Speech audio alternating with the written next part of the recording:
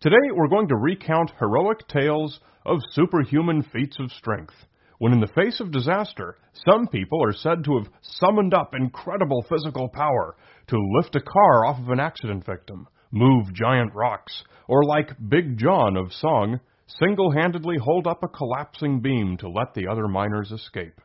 Are such stories true?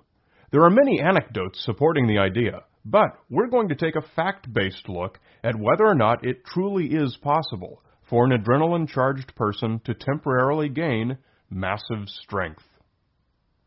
In proper terminology, such a temporary boost of physical power would be called hysterical strength. The stories are almost always in the form of one person lifting a car off of another. And even lifting many cars by several inches still leaves most of its weight supported by the suspension springs.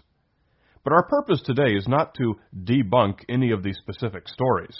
The majority of them are anecdotal, and interestingly, not repeatable. In many cases, the person who summoned the super strength later tried it again only to find that they couldn't do it. Basically, what we have is a respectably large body of anecdotal evidence that suggests that in times of crisis, danger, or fear, some people have the ability to temporarily exercise superhuman strength.